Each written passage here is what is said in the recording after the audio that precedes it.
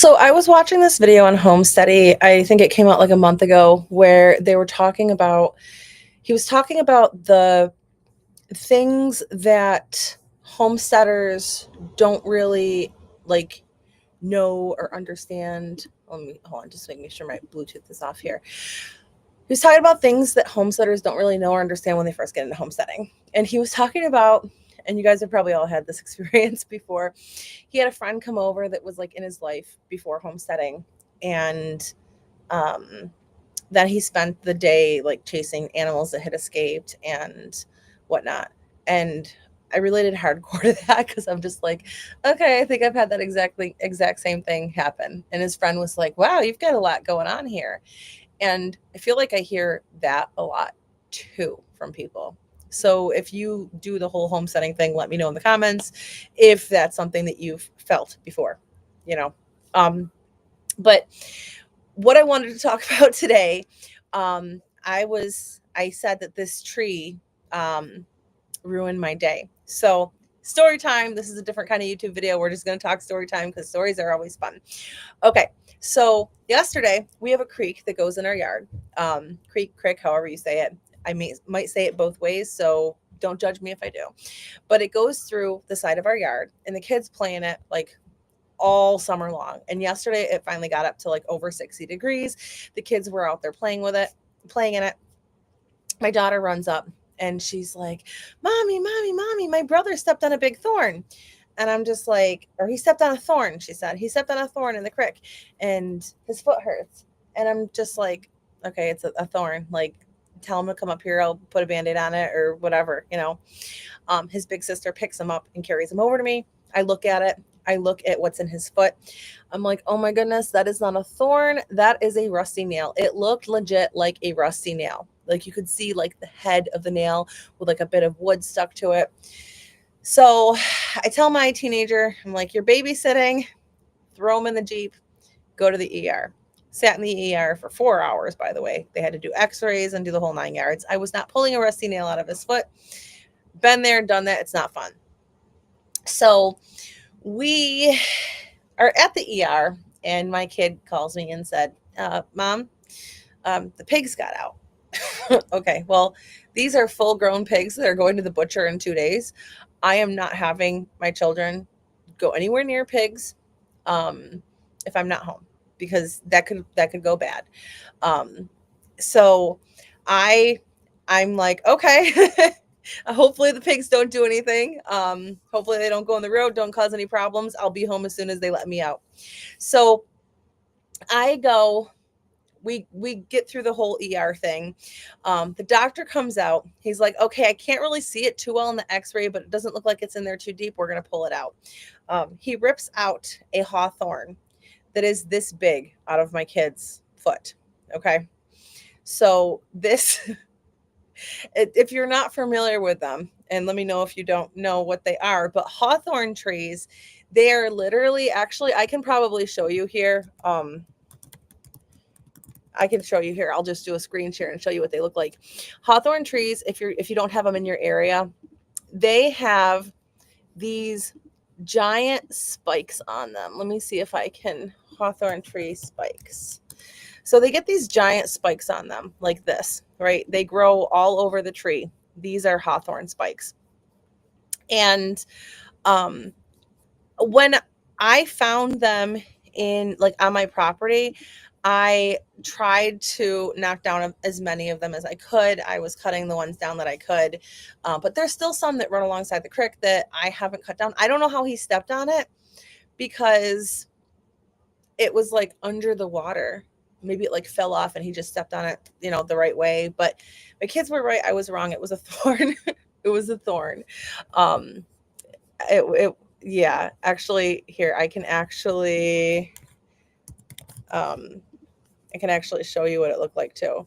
Because I took a picture of it. I'm not going to show you what it looked like in the foot because that might gross you out. But this is the thorn that was in my kid's foot. That right here. That right there. And this part looked like a nail. I don't have a good picture of it here, but that part looked like a nail. So, yeah, the doctor pulled it out. He's like, oh, oh, this is not a nail. Okay, I guess you don't have to follow up with podiatry and everything, you know. Um, and he's like, I've got a hawthorn tree in my yard. He's like, I've got kids too. I'm going to be cutting that down. So I get home and I've got the pigs out. Now I have to deal with these. These pigs, by the way, are they're mangalista. How do you say it? Mangalista.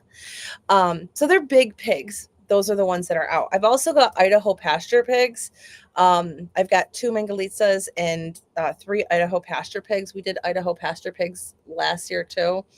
I'll make a follow-up video after they get butchered so I can show you like what the weights on everything are. But um they were the big ones got out. When they got out, of course, they had to dig up parts of the lawn because that's what pigs do. They had to knock down all of the uh, fencing that the sheep and the goats are in because that's what pigs do. They had to run through the coop or the run where the turkeys are because there's food in there and that's what pigs do. So they pretty much let all of my animals out. So I got the pigs in first. They listened to me really good. I had corn for them. Nice big fat juicy corns on the cob. Um, and then I got the goats in. The goats listen really well because they're just spoiled. The sheep are brand new. So they don't know me or trust me yet. We just got 3 Finn sheep the other day. It's a mama and her babies, and she's still cautious. She doesn't come up to me yet. She kind of moos when she sees me. I know I'm saying moo, but when you hear a sheep, it's not ba, it's moo. They moo. So she kind of moves when she sees me and is interested, but doesn't come up to me yet. So I'm trying to get her. I'm trying, you know, my daughter and I are trying to herd her back in, and it's not working. So we ended up spending the night just putting up a fence, popped around a fence where she were, like took the fence netting that the pigs had knocked down and put them in. So that was that was our fun night. Um, but I wanted to tell that story because it was really funny. And I feel like stuff like this happens um if you're not used to homesteading, or even if you are used to it, stuff like this happens. Animals escape. I think everybody has an animal escape story, and things happen. So, what we have going on here, um, we have Thursday, the pigs are going to the butcher. My hauler guy, the guy that hauls them, he is a friend of mine, but he's got things going on at his farm. So he had to cancel on me. So I'm using a new guy that I've never used before. So that'll be fun. I did buy a horse trailer. So next year, once I get that fixed up, I will be, or this year actually, because I have pigs going in September. So this year, once that gets fixed up, I will be able to send the pigs myself in September. So that's exciting. Um, but we will be doing that. We'll be fixing the trailer, getting it on the road, hauling our own pigs, which will be so much easier. Just using a little trailer and backing it up in ourselves, leaving it there, feeding them in the trailer. I'm excited about that. And then I also do baby goat parties. So one of the things that I do for my business, for Only Goats Farm LLC, is I actually have baby goat parties, and I always throw them in the back of my car. And sometimes the goats come in costumes. Do you guys want to see pictures? I'll show you guys some pictures. So sometimes the goats will just like go in the back of my car, and I just take the goats to different parties, and um, we have a lot of fun with that. Here we go. This is Western New York Party Goats. This is where I do my party. So like these are pictures that we did with goat yoga. It was so much fun. I love that picture. That's my baby Toasty. Um, this is Lightning, and this is Pumpkin Pie. This is Flops. Storm. thunder. Okay. So that was goat yoga that we did. We'll be doing some more goat yoga. This was a birthday party that we did. I'm going to show you some picture time now because it's so much fun. This was a birthday party that we did around Halloween, and I put Halloween costumes on them. So there's Toasty. She was a taco, and I also had a spider costume. So we did a lot of that. I always try to take some awesome pictures while we're there. So we get some good pictures of the goats playing. Ooh, spider goat, spider goat, spider goat. But yeah, it's so much fun. Oh, there's more goat yoga pictures. I got a lot of goat yoga pictures. This is my setup where I do my how I transport my goats right now. So they go in the back of my car, and it's a cargo protector that I use, and then I put a dog fence gate there because otherwise the goats jump through, and that way I can protect my car. Because the goats they will do their business in the back. So that way I can protect my car, and they just at this point in time they just jump in when they see it coming. This was at a school event. This is the superintendent of a school. They went to a school event. That's me leaving the event. That's my car. That's what I haul them in. But yeah, I'm going to have a trailer here. That's another birthday party. But I'll have a trailer here where I'll be able to do this. I mean, it's so much fun. It's so much fun doing this. Learning photography as I'm going to, because I don't know how to edit pictures. So I'm like learning how to do it. That was another party. That was goat yoga. So you can see all the people that did goat yoga got to play with the baby goats. There's another party. And that's a cool picture, isn't it? He's got like his like fancy coffee and stuff there. It's so much fun. It's so much fun doing these. But I could just show on. This one's one of my favorite ones, like a little Jurassic Park. He had a Jurassic Park themed birthday, and then afterwards I found out that in Jurassic Park they eat the goats. But I've had the goats booked for adult parties. I've had them booked for kid parties. I've had them booked for goat yoga. I've had them booked for other events. These are half brothers here.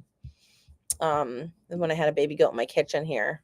Oh yeah. What you doing? What you doing? But yeah, I got distracted there. I forgot what I was talking about. But that was my night last night. We don't have any baby goats right now, but we have some baby lambs, and we have Wyatt, who's actually staying in the house right now. So he's sleeping in the bathroom right now. But we got him, and he was born knuckling. You've probably seen videos if you follow this channel. So he was born knuckling, where he's walking like this instead of like this. So all of his feet were like this. The back ones were really bad. I took him to the vet to see, like, maybe it's like white muscle disease, or maybe it's like weak tendons. She ended up thinking that it's probably just weak tendons. But she gave him some antibiotics I did a whole video on that, so you can watch that. But she gave him some antibiotics, and he was doing good. And then like maybe at like a week old, the one day he was like laying there and he was like this, and kind of like hard to walk and feeling a little sluggish. So I brought him in, and she gave him a CDT antitoxin, and then he perked right up after that, and he was good. So far he's been good. We splinted his legs with a popsicle stick. So like, say this is the front of his leg. We put a popsicle stick here. I had to cut it so it wasn't too long. We put a popsicle stick that goes down to here on his leg, and then wrapped it with like medical tape. So now he can walk, he can run, he can jump and everything. And I figured that we needed to get him some friends. So he's a Dorset sheep, and we got the Finn sheep. So one is a ram. So we probably will not keep the ram. But we have two Dorset ewes or I'm sorry, Finn, and then the Dorset Ram baby. So that's exciting. But that is the update here. And if there's anything that you want to see, let me know. I will be doing a video comparing the Idaho pasture pig to the Mingolisa. I'm going to tell you right now, and I'm sorry to my breeder that does the IPPs. I don't think I'm ever going to do them again. Um, they're really sweet, but so are my Mangolisas. I mean, I don't like pigs. I'm not like a pig person, but so far all of my pigs have been really sweet. I still don't trust them because they're pigs, but they've all been really sweet. But what I've noticed is they say that IPPs don't root because they don't have the rooting snout. However, I have noticed that the Idaho pasture pigs were the ones that could find their way out of things. They were the ones that found their way out of holes in the barn, that made holes in the barn. They were the ones that rooted in my lawn when they got out. They were the ones that would get out of the barn. The big ones did not, except for this last time. This is the only time they have. But they had the big ones had to have one good round to get out before they left. They just had to. Like, it was their one last good run of the year. Um and I just changed their housing too a couple of days ago because they are going to be hauled. So I moved them to a different part. So they weren't in the open field. Oh, and oh, excuse me. I wish I had a good picture right now to show you a comparison of them. But the IPPs are probably half the size of the Mangalisas. The Mangalitsa crosses. So really they're mutts. But they're probably about half the size of them. They were both raised on pasture. They both had supplemental feed. Um, they are both a year old. We went a little too long. That's the other thing, by the way. If you're just getting into homesteading, depending on where you are, it might be hard to find a butcher. So I have learned over the past couple of years that when you are going to butcher an animal, if you plan on butchering an animal, you need to set your butcher date before you get the animal. As soon as you're thinking about it, if you're like, hey, I'm going to raise pigs this year, um, call and make a butcher date. The second that thought goes into your head, like I'm going to raise pigs, then go and get a butcher date. Figure out how many pigs you're going to raise and get a butcher date. Even if you don't have the pigs yet, you need to get a butcher date before you even get the animals, because so many butchers are going out of business. More people are getting into homesteading, and there's just not enough butchers out there to meet the demand. As a matter of fact, I just found out that the butcher that I initially used when I used to order whole pigs or half pigs, the butcher that I initially used no longer accepts private clients. So I guess they're only doing it for the big farms now. So when you get into this, you need to get a butcher date before the animal's even born. It has not been easy for me, but I've gotten relationships with a couple of them now. So I can, if I have an emergency butcher that I need to do or an unscheduled one, sometimes I can get in. I do not butcher my own meat because I sell it. So like for the pigs, like I'm raising 5 pigs, I'm keeping one of them. 4 of them are going to other homes, so other freezers. Um, so I'm not going to butcher that because I don't have the license that New York State requires to do so. So, and I'm not reselling it, so it's not going to a USDA place. It's just going to the butcher, and then they pick it up from the butcher. So this year I'm probably going to be doing 5 pigs again. Maybe less because I'm it's only in a couple of months. It's going to be in September when I butcher again. But this year I'll be doing 5 pigs again, and I will be doing chickens. So I'll be doing meat chickens for my second year. I've invited a couple of friends over that are doing meat chickens too, so we can kind of do them together, and not have it be boring. Have 2 people doing it. I am doing Pekin ducks, and you guys all saw my video on the Muscovies probably. If you haven't, you can watch that. Muscovies are really awesome. Um, and turkeys. I have 10 turkeys in the incubator right now. So hopefully I get 10 turkeys out of it. We will be selling chicken and turkey meat if it all goes well. We probably won't sell any of the ducks, but that is what's going on in my life right now. So what's going on in yours? You guys are quiet today. All right. I'll give you an update when we take the pigs to the butcher on Thursday. Oh, wait, something really cool. So I'm starting this new thing on this YouTube channel called the Homestead Hangout. And what it's going to be is I'm going to be bringing other people on live. Every week I'll have a new guest on live and we'll talk to them about whatever their expertise is. This week, for our very first week, providing all goes well and he doesn't have to reschedule. So I'm hoping that it goes well and we can have him on this week. Otherwise, we'll reschedule it to another day. But this Friday at noon Eastern Standard Time, we have from Judd's Quail. He's coming on to talk to us about raising quail. So that's our very first guest. If you are a homesteader and you would like to be a guest, send me a message, and I'm going to put it up here. You can send me a message at contact@onlygoatsfarm. I know it's easy, but I'll still put it on here. And if you send me this message and just let me know, hey, I want to be on the Homestead Hangout. This is my expertise. We'll talk and I'll have you on the show. And you can share, if you do goats, if you do chickens, if you do pigeons. I'd love to have somebody talk about pigeons. I see them all the time at the auction. I just don't understand how they're beneficial to a homestead. But if you have an expertise, I would love to talk to you about it. Come on the show. And I will see you guys all Friday and see you guys for my future videos. Make sure you click subscribe and I'll see you all later. All right. Bye.